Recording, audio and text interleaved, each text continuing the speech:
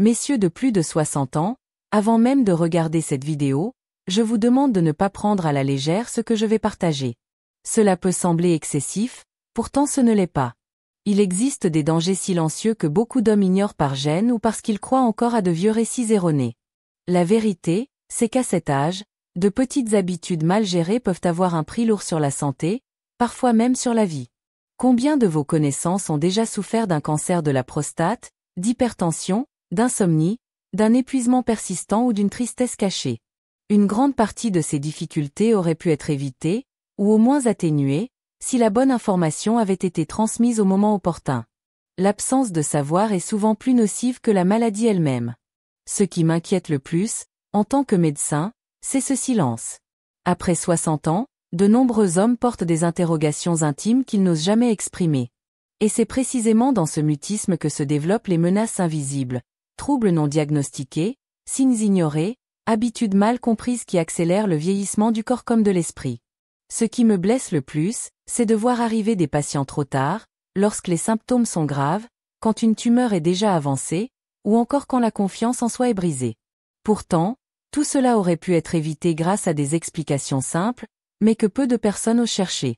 Voilà pourquoi il est essentiel que vous écoutiez attentivement ce que je vais dévoiler.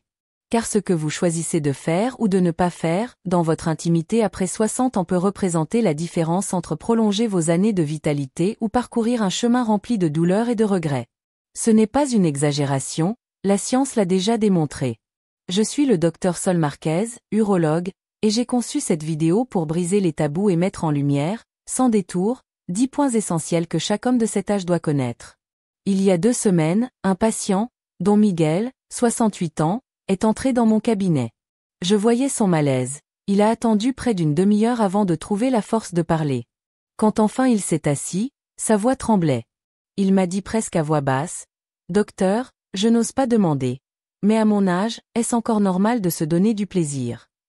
Cette même question, je l'ai entendue des dizaines de fois au fil des années, toujours accompagnée de peur et de culpabilité. Ce que j'ai constaté dans ma pratique, c'est que le vrai problème n'est pas la question elle-même, mais le poids de la honte qui pousse beaucoup d'hommes à se taire, et parfois à négliger leur santé. Don Miguel croyait sincèrement que se donner du plaisir pouvait abîmer sa prostate, affaiblir son corps ou augmenter les risques de dysfonction. Il n'est pas le seul. Ces croyances circulent depuis des générations, nourries par la culture, la religion et le manque d'informations médicales claires. Et c'est précisément là que se loge le danger. La recherche actuelle nous montre une réalité bien différente. Oui, il existe des bénéfices réels, mais aussi des risques dont on parle peu. L'erreur, c'est de croire aux extrêmes. Penser que l'acte intime après 60 ans est toujours néfaste ou toujours bénéfique est faux. La vérité réside dans l'équilibre. Et c'est pour cela qu'il est crucial de connaître les 2 aspects avant de décider ce qui est le mieux pour vous. Dans cette vidéo, je vais donc partager les 10 points fondamentaux que tout homme de votre âge devrait comprendre.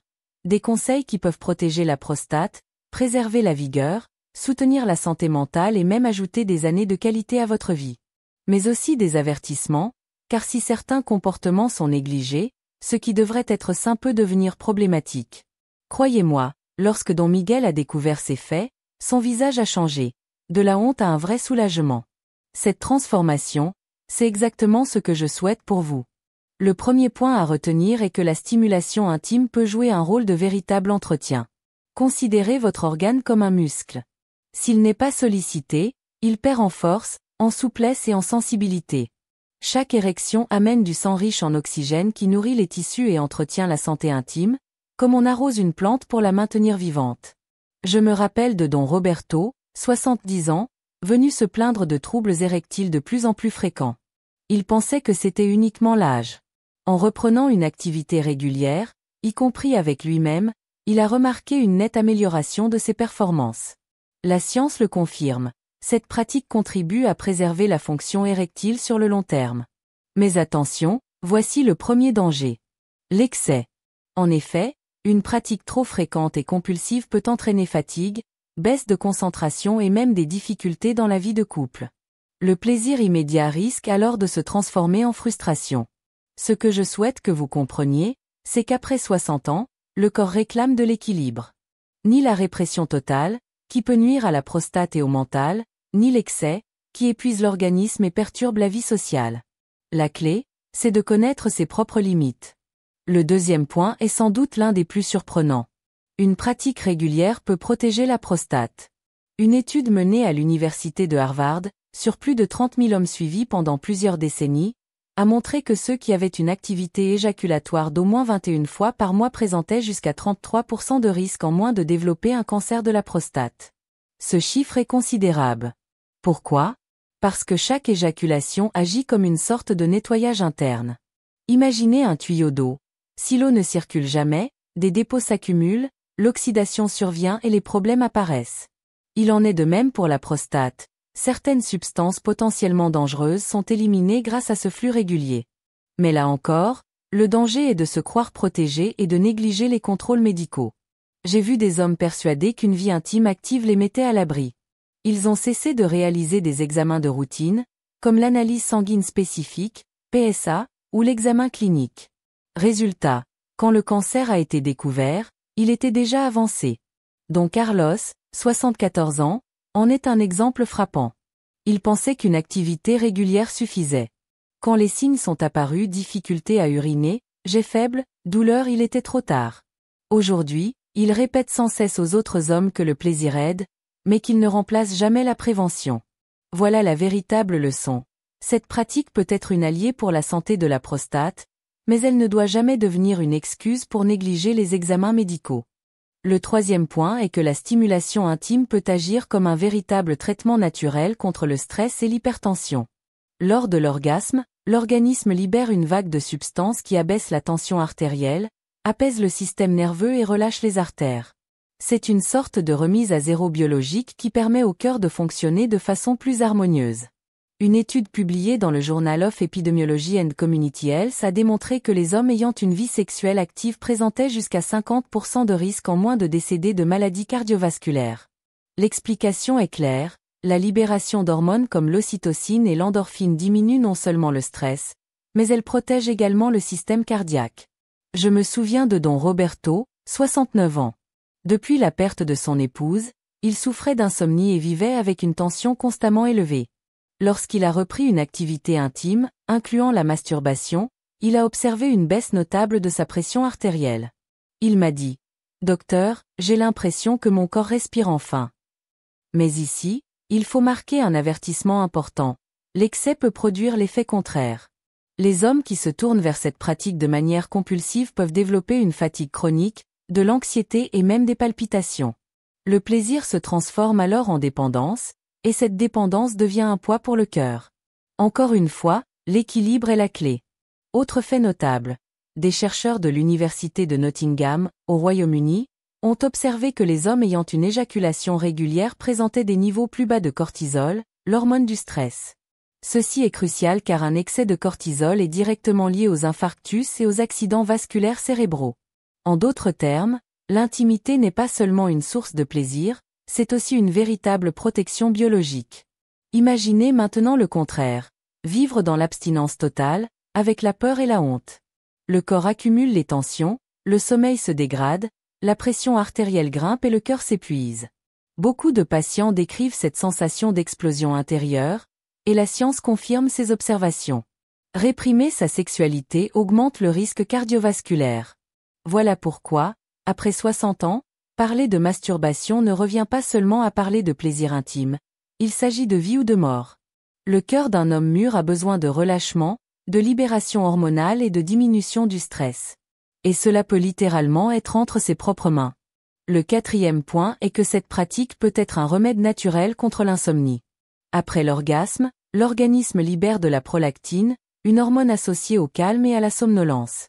C'est comme si le cerveau actionnait un interrupteur et murmurait « Il est temps de se reposer ». Prenons l'exemple d'Alberto, 71 ans, qui souffrait depuis des années de nuits agitées. Il se réveillait 3 ou 4 fois pour aller uriner et passait ses journées épuisées. Lorsqu'il a repris une activité intime régulière, il a constaté une amélioration spectaculaire. Il me confia « Docteur, j'ai trouvé mon calmant naturel. » Mais il ne s'agit pas uniquement de mieux dormir. Arrive alors le 5e point, la protection contre la dépression. Pendant l'orgasme, le cerveau libère de la dopamine, des endorphines et de la sérotonine, des substances agissant comme de véritables antidépresseurs naturels. Les données scientifiques montrent que les hommes sexuellement actifs présentent un risque réduit de développer des troubles dépressifs. Une étude publiée dans les Archives of Sexual Behavior a suivi des hommes âgés de 55 à 75 ans. Ceux qui maintenaient une vie sexuelle, même sans partenaire fixe, déclaraient un niveau de satisfaction plus élevé et moins de symptômes de dépression. Cela signifie que la santé mentale dépend également de l'intimité. Don Miguel, 68 ans, déjà évoqué, m'a raconté que depuis qu'il s'accordait des moments réguliers de plaisir, il retrouvait sa motivation. Il a recommencé à marcher dans le parc, à voir ses amis et à jouer avec ses petits-enfants avec plus d'énergie. Ces petits gestes ont transformé sa qualité de vie. Cependant, une mise en garde s'impose. Si vous constatez que vous ne dormez bien ou que vous vous sentez bien uniquement grâce à la masturbation, cela peut révéler un signe de dépendance. Le plaisir doit être un allié de votre santé, jamais une béquille sans laquelle vous ne pouvez avancer. Retenez ceci, après 60 ans, votre cerveau est une véritable pharmacie naturelle.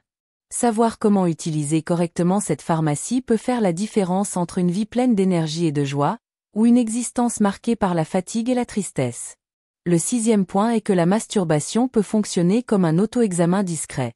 Chaque fois que vous pratiquez, vous explorez en réalité votre corps et vous pouvez détecter d'éventuelles anomalies. Une sensibilité inhabituelle, une douleur, une petite masse au niveau des testicules. Prenons le cas de Fernando, 72 ans. C'est en se masturbant qu'il a découvert un petit nodule au testicule. Il a immédiatement consulté, nous avons fait des examens et diagnostiqué une tumeur à un stade très précoce.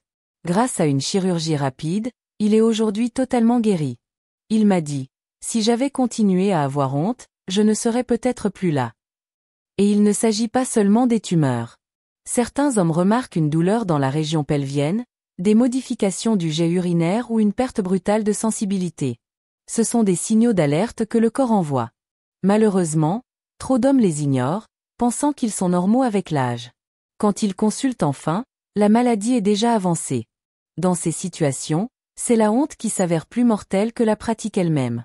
La médecine est claire. Une détection précoce augmente jusqu'à 90% les chances de guérison des cancers de la prostate et des testicules. Ainsi, au-delà du plaisir, la masturbation peut aussi être un outil précieux pour percevoir des changements et agir avant qu'il ne soit trop tard. Mais attention, cette pratique ne remplace en aucun cas vos examens médicaux. Le dosage du PSA, l'échographie et le toucher rectal demeurent indispensables à partir de 50 ans.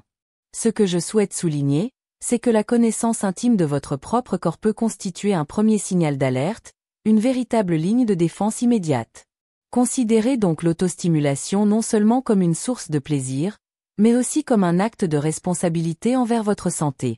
Comprendre et écouter les réactions de son organisme peut faire toute la différence entre vivre de longues années en bonnes conditions ou devoir affronter des difficultés qui auraient pu être évitées. Le 7e point est que l'activité sexuelle en solitaire contribue à renforcer les muscles du plancher pelvien. Ces muscles, dont beaucoup ignorent même l'existence, soutiennent la vessie, le rectum et participent au contrôle de l'érection ainsi que de l'éjaculation. Lors de l'orgasme, ces muscles se contractent de manière rythmique, reproduisant un véritable entraînement naturel. C'est comparable aux célèbres exercices de Kegel, conçus pour tonifier cette zone, mais ici l'effort se combine avec le plaisir. Chaque moment d'intimité devient donc aussi un exercice bénéfique pour votre santé pelvienne. Prenons l'exemple de Monsieur Carlos, 72 ans, qui a beaucoup souffert après une chirurgie de la prostate. Il connaissait des fuites urinaires et devait porter des protections au quotidien, ce qui entamait fortement son estime personnelle. En associant des exercices de renforcement à une vie intime active, y compris la stimulation individuelle, il a retrouvé en quelques mois un meilleur contrôle urinaire et surtout une confiance perdue. Ce bénéfice dépasse largement la sphère sexuelle. Il touche à la dignité même. Nombre d'hommes de plus de 60 ans cessent de sortir par peur des accidents urinaires. Certains évitent les voyages, les rencontres sociales, voire les moments avec leur propre famille. Ce qui ne devrait être qu'une gêne devient alors une véritable prison psychologique. Mais il faut aussi rappeler qu'il existe un risque. Une pratique trop vigoureuse ou trop fréquente peut surcharger ses muscles, entraînant douleur, fatigue ou aggravation de l'incontinence. Tout est question d'équilibre. Les études sont claires. Maintenir une activité intime régulière est associé à une meilleure fonction urinaire et à une qualité de vie améliorée chez les hommes âgés. Ce n'est pas uniquement une recherche de plaisir, c'est aussi de la prévention, de la santé et la possibilité de vivre sans crainte. Ainsi, si vous souffrez de fuite ou craignez de perdre le contrôle de votre vessie, considérez cette pratique non seulement comme un moment personnel, mais aussi comme une forme de thérapie naturelle capable de restaurer votre autonomie et votre confiance. Le 8e point est que la stimulation intime contribue à maintenir le cerveau actif et en bonne santé. Contrairement aux idées reçues, l'organe sexuel le plus important de l'homme n'est pas le pénis, c'est bien le cerveau. C'est lui qui génère le désir, nourrit les fantasmes et active les connexions neuronales. Chaque orgasme déclenche la libération de dopamine et de sérotonine, neurotransmetteurs essentiels à la mémoire, à la motivation et au bien-être. En clair, une vie intime régulière aide aussi à protéger l'esprit contre le vieillissement prématuré. Une recherche menée à l'université de Coventry, en Angleterre, a montré que les hommes sexuellement actifs entre 50 et 80 ans obtenaient de meilleurs résultats en mémoire et en raisonnement que ceux qui vivaient dans l'abstinence. Autrement dit, préserver une activité intime est aussi une gymnastique pour le cerveau. Monsieur Gustavo, 75 ans, me l'a résumé d'une phrase. Docteur, je sens que mon esprit a encore une flamme. Bien sûr, ce n'est plus la fougue des 20 ans, mais cette étincelle est là, rappelant que la vie continue à brûler en lui. Ce sentiment de vitalité est un rempart contre l'abattement et l'apathie si fréquents avec l'âge. Le cerveau fonctionne comme un chemin. Si l'on cesse de l'emprunter, il se recouvre de broussailles. L'activité sexuelle garde cette voie ouverte, préservant ainsi vitalité et santé mentale. Mais là encore, il existe un danger, l'exposition excessive aux contenus artificiels. Certains hommes finissent par ne plus réagir qu'à ces stimuli, délaissant progressivement l'intérêt pour le contact réel. Cela peut mener à une diminution du désir partagé et à une solitude affective. Le conseil est donc clair, entretenez votre intimité, cultivez votre flamme intérieure, mais faites-le de manière consciente et équilibrée. Votre cerveau a besoin de cette stimulation pour rester vif, actif et confiant. Le 9e point concerne les mythes qui, pendant des décennies, ont empoisonné l'esprit des hommes. Combien d'entre vous ont déjà entendu que l'autostimulation rendrait faible, ferait tomber les cheveux ou provoquerait une perte de virilité? Ce sont des croyances infondées. La science a depuis longtemps démontré que ces peurs n'ont aucun fondement. Le véritable danger ne réside pas dans l'acte en soi, mais dans l'excès, la culpabilité et surtout le manque d'information. L'un des mythes les plus nocifs est de croire qu'après 60 ans, l'homme ne devrait plus se soucier de son plaisir. Une telle idée détruit lentement l'estime de soi, la vitalité et même la santé physique. Refuser sa propre sexualité à cet âge revient à priver le corps d'un mécanisme naturel puissant de préservation du bien-être. Le 10e point est essentiel, il faut distinguer une pratique saine d'une compulsion. Ne laissez pas une consommation excessive de contenus artificiels envahir votre vie réelle. Ne négligez jamais les signaux de votre corps en pensant que tout va bien et surtout, continuez toujours vos examens médicaux annuels. Je pense à Monsieur Manuel, 72 ans, dont j'ai parlé en introduction. Il est sorti de mon cabinet transformé, non pas parce qu'il avait trouvé une formule magique, mais parce qu'il avait compris que plaisir et santé sont indissociables, et qu'entretenir son corps inclut aussi de prendre soin de sa vie intime, sans honte et sans culpabilité. Voilà le message que je veux vous transmettre. Passé 60 ans, cette pratique n'est ni un péché, ni une faiblesse, encore moins une honte. Elle peut devenir une alliée de votre prostate, de votre cœur, de votre cerveau et de votre dignité, à condition d'être vécue avec équilibre, conscience et bonne information. Mon conseil final est simple, n'entretenez jamais vos doutes dans le silence. Parlez à votre médecin, explorez vos symptômes, et surtout, ne laissez pas les mythes diriger votre vie. La connaissance est votre meilleure arme pour vivre plus longtemps, en meilleure santé et avec plénitude. Je suis le docteur Sol Marquez, urologue, et c'est un honneur de partager ces informations avec vous. Si cette vidéo vous a été utile, diffusez-la autour de vous, auprès d'autres hommes de votre génération. Cela pourrait être l'impulsion dont ils ont besoin pour transformer non seulement leur intimité, mais aussi leur santé globale. Si vous êtes resté avec moi jusqu'ici, c'est la preuve que vous vous souciez vraiment de votre santé et c'est déjà une victoire majeure. Osez laisser la honte de côté et chercher une information authentique. Comme urologue, je peux vous assurer qu'une telle démarche peut réellement vous offrir de précieuses années de vie. À présent, 2 chemins s'ouvrent devant vous. Ignorer ce que vous avez entendu et continuer à vivre dans le doute, ou mettre en pratique ce savoir et prendre en main votre santé intime ainsi que votre vieillissement. Le choix vous appartient, Et je souhaite vous accompagner sur cette voie. Sur cette chaîne, je propose toujours du contenu exclusif sur la prostate, la vitalité, la sexualité et la longévité des hommes après 60 ans. Alors abonnez-vous dès maintenant pour ne pas manquer les prochaines vidéos. Et souvenez-vous, vivre après 60 ans, ce n'est pas vivre moins, c'est vivre mieux, avec dignité, santé et énergie. Je suis le Dr Sol Marquez et c'était pour moi un privilège d'avoir cette conversation franche et honnête avec vous.